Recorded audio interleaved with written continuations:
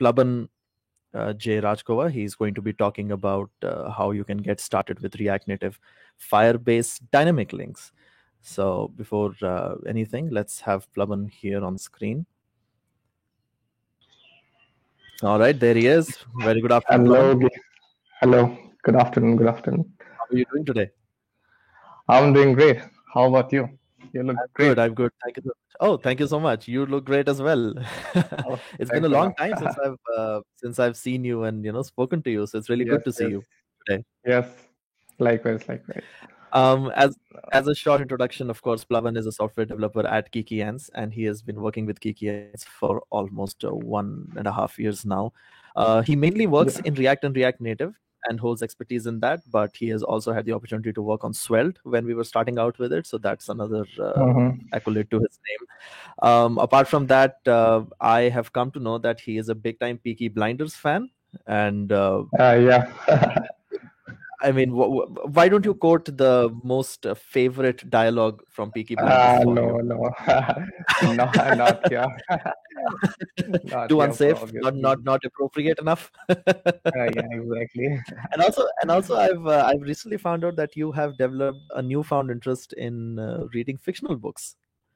Yeah, man. Lately, I have found out, Amish Tripathi. So, like Mm-hmm. his books are really, really exciting. I've been reading his book, the first book. Mm-hmm. I'm I'm liking it. Mm-hmm. Actually, I have started reading books in this lockdown. Well, that's wonderful. Yeah. Well, the lockdown and the pandemic has all, of course, given us some good things to do in life. Yes, yes. Helped us to figure out new things that we would like to do. So, Plavan, I'm going to leave the stage to you, and why don't you take it away? Yeah, sure. Thank you. Thank you.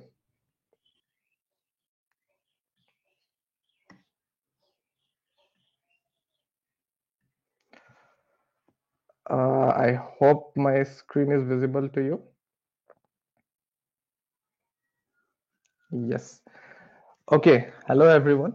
So, as Digvijay has introduced, my name is Plavan. So, I'm a software developer at Geekyans for almost 1.5 years now.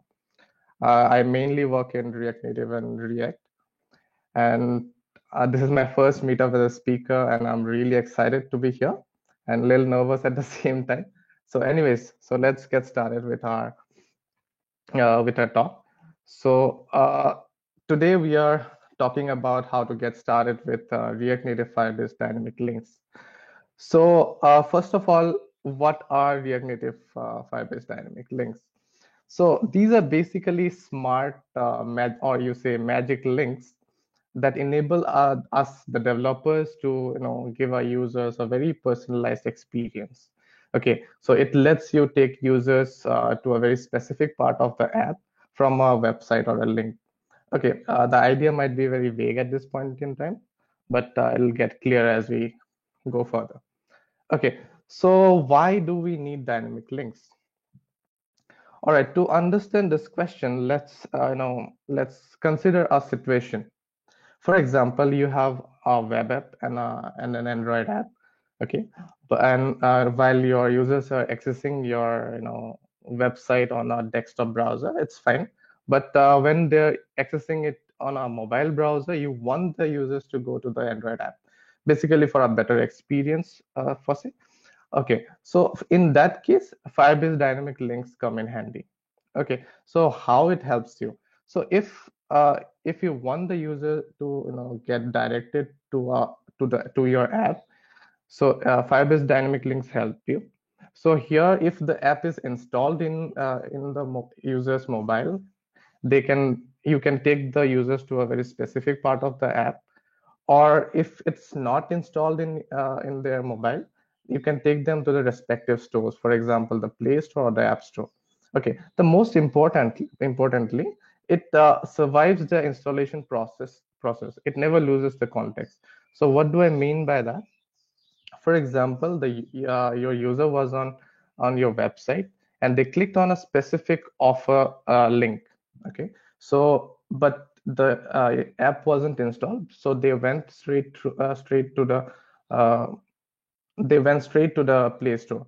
But even after installation process is done, that dynamic link will hold the offer key so that you can provide a very personalized experience, or you can take them to a specific part of the app.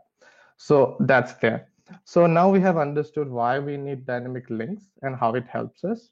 So let's go get going and start installing and uh, implementing it with our app. All right.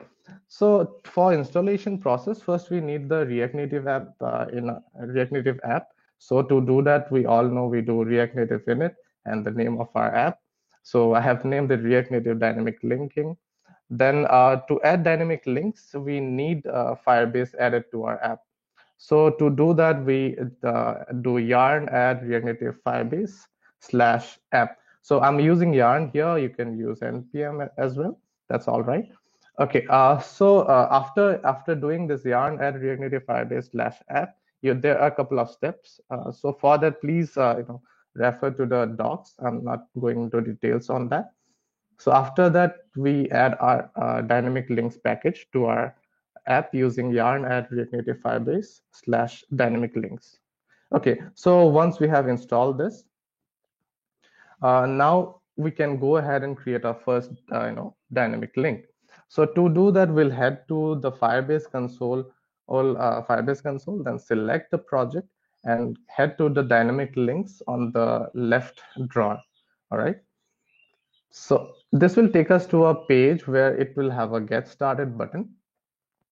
We click on that, a pop-up that looks something like this will come in front of you.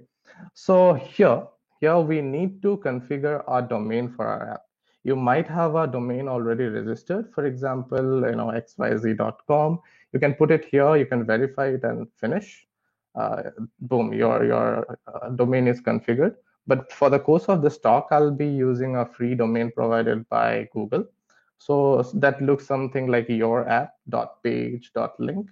So here it is, React Native Dynamic Linking.page.link. So once done, we click on continue, we head to the next page. So here we'll have a button, new dynamic link. We click on that, we'll head to a page that looks something like this. So all the magic happens here. All right. So here in the first step, we will configure a short URL. So you must be wondering what is this URL. Okay.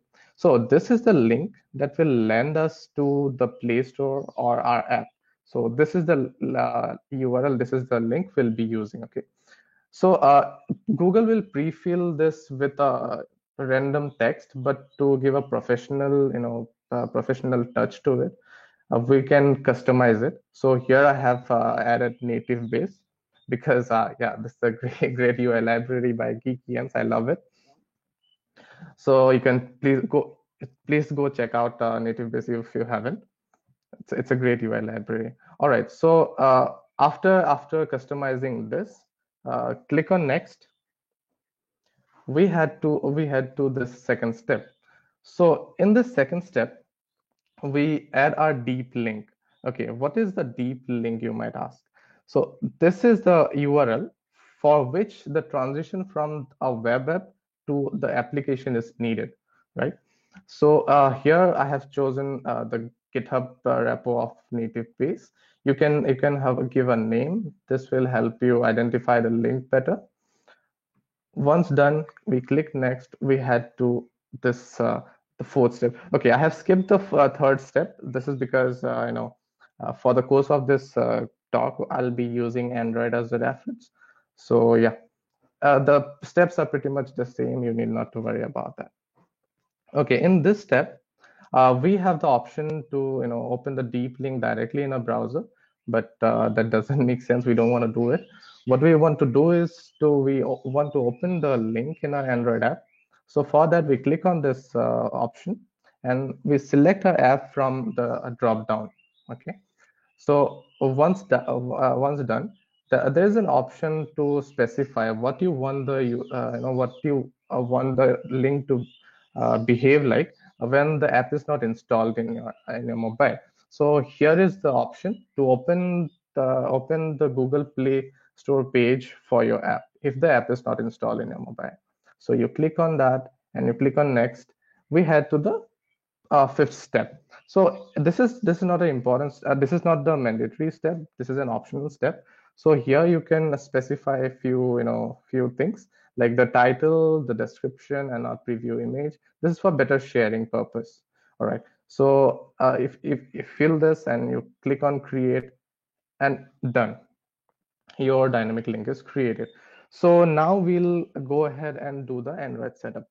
So for this, we'll have we need to add we should have an Android app added to our Firebase project. So to do that, head to the Firebase project, then click on Add App, and click on the Android app icon, and you can add a Android app. So this is straightforward, and you can follow the React Native Firebase docs for further details. All right, now we have added our app. So now what we need to do is we need to create a SHA-256 fingerprint for our app. So to do that, we go to the Android directory, that is by doing cd Android. Then we run this command, that is /gradlew signing report. So this gives us a signing report with a couple of variants like debug, release, and stuff. But we'll copy the debug variant SHA-256 fingerprint. We'll copy this for the next step. All right. So in this step, we'll head to the project settings. We need to add this SHA-256 fingerprint here. So we'll head to our Android application, Android app. Then we'll paste our SHA-256 fingerprint. All right. So after this step, we are almost done. We are almost done. Now what we need to do is to check whether our domain is working or not. So to do that, we go to this link, that is your domain that we have configured in our previous steps /well known/assetlinks.json. So this will give us a response. Uh, this response would look something like this. We'll surely have a target object which will hold a package name and the SHA-256 fingerprint. But if you don't see this response, you would want to wait, because registering the domain might take a while. So before going further, you would want to see this. All right. All right. Once you see this, now we go ahead and add all the links we want to open in our app in our Android manifest file, so that our app knows which links to open in our app. Okay, to do that, we'll head to the Android manifest file under Android/app/src/main folder. So under the main activity, we'll add this piece of code.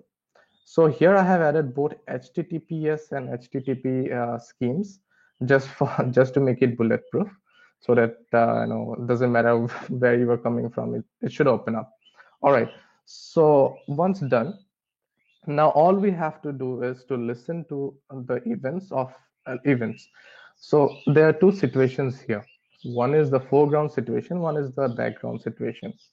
So foreground situation is when your app is in the foreground and you're clicking on a link from within the app.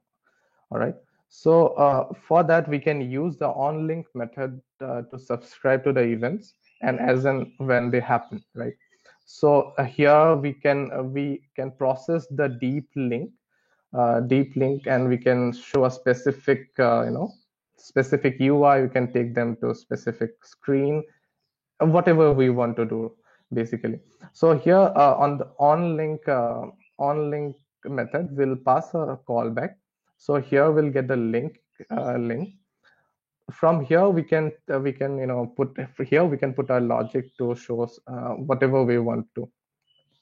All right. So this is the foreground situation, right? So once you have added this, there's another situation that is the background situation, when the app is not in the foreground or the app has been fully quit. So here we can use the get initial link method of dynamic links. From dynamic links. So here similarly we'll get the link and we can check whether it's our deep link that we have set up during our process. So here also we can put our logic to show the specific page or take the user to a specific screen based on the link they're coming from. All right, so this is it. Now you are done with, we are done with the installation process, we are done with the Android setup, and we are done listening to it. This is it. So this was pretty simple to add dynamic links to our project. So that's it from my end. So I hope this was useful and helpful to you guys. And if there's any question, please feel free to ask in the comment section, or you can hit me up on Twitter, Twitter and LinkedIn. So thank you guys for listening. Digvijay, over to you. Hi again, Plavan. Plavan, are you able to hear me? Yeah, I can hear you. Perfect. That was a wonderful talk. Thank you so much. We do have a few questions for you from our viewers. Okay. So, Ananya wants to ask the steps that you have mentioned to achieve dynamic links. Are these steps the same for Android and iOS both, or are there some different steps that are needed? Yeah, like for iOS, like the setup is a little different. We need a developer account for setting up in iOS. Otherwise, the steps, creating a dynamic link or configuring your domain, these are everything are same. Just the integration part is a little different. You need a provisioning profile and stuff, so it's little tricky. But if you follow the docs, you should be all good. All right. I hope that answers your question, Ananya.